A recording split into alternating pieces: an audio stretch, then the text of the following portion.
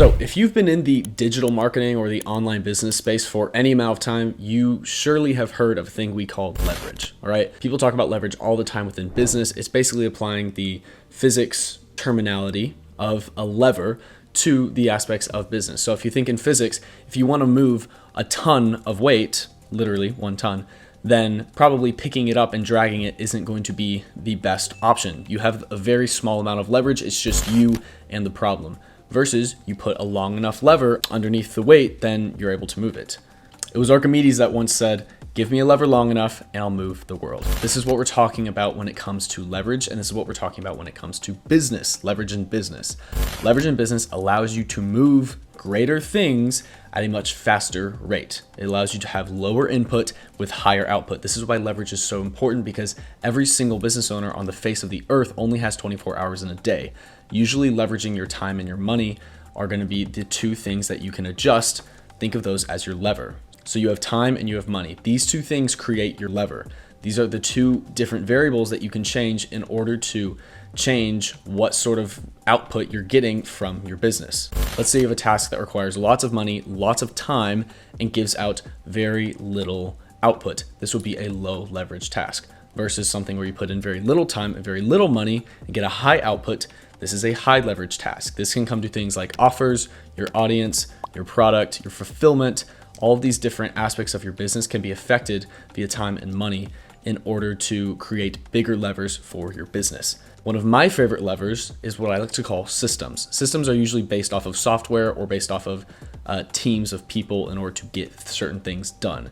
Systems allow you to spend less time as an owner on menial tasks, possibly more money, but they get you much more output. Now, some systems like software usually are very low cost, low time commitment and give you a very high output. For example, one of my favorite systems that I use personally to leverage is the way that I communicate with my clients and with prospects.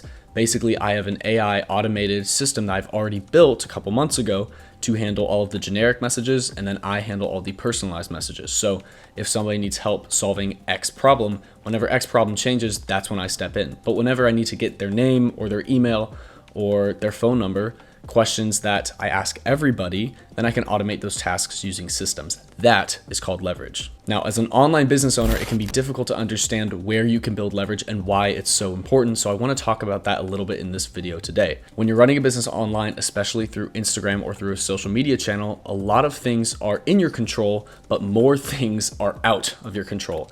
Your audience is based on Instagram. Your audience is owned by Instagram or Facebook. And you don't have any control over what people see unless you're handling things like DMing or advertising. Now, handling things like advertising allow you to build leverage within your business rather than just focusing on short form content. So if you're in your business and you're trying to find out what tasks have the highest amount of leverage for you, you need to look at what are the things that you can control and the things that you can't. For example, creating content can be a very high leverage task if you have a big audience it's going out to. For example, if you have 100,000 people, 200, 300,000 followers that are all trying to see your content, then pushing out one piece of content that goes to that many people is an example of a high leverage task. But if you're a person with a very low audience, maybe a couple thousand, then creating content that goes out to that audience might not be as optimal as creating content that goes out to a new audience, like advertising or possibly handling DMs. So leverage in your business can change depending on where you're at, depending on followers, depending on income, revenue. All of these different things affect the amount of leverage that you can build within your business.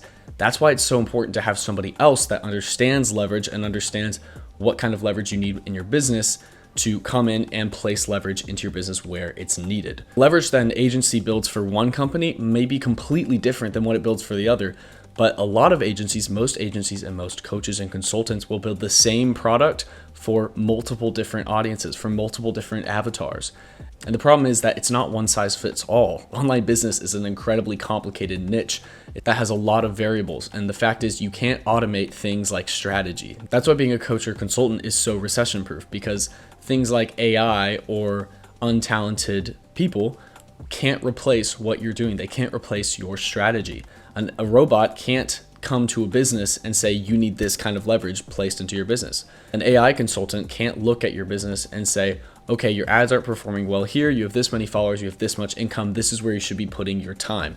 The fact is, it's just not there yet, and human ingenuity with people that have done this time and time again is where you're gonna get the most results.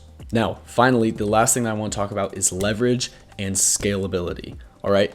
I get that sometimes when you're building a business, you don't need leverage.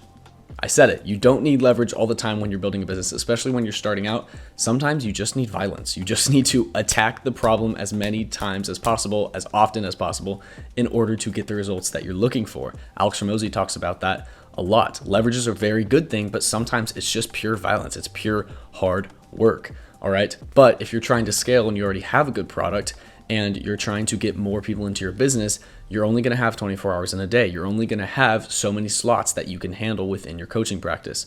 So the way that you actually build leverage within your coaching business when you're trying to scale is when it's the most important. When you're trying to scale an online business, the most important thing that you can do is build systems now that give you results later, all right? That's why I structure my offers based on a build and release infrastructure. We build an infrastructure for coaches or for consultants or for agencies that's going to continue delivering the dream outcome for the rest of their lives, rather than working on a retainer basis where you have to keep working in order to get the same result. This is an example of a leveraged task. We build it once and it performs for the rest of our life. That's why I'm so heavy on digital content, because every time you build a piece of content, it can be delivered as many times as you want for free, all right? But you can have people pay for it, which gives you complete 100% margins.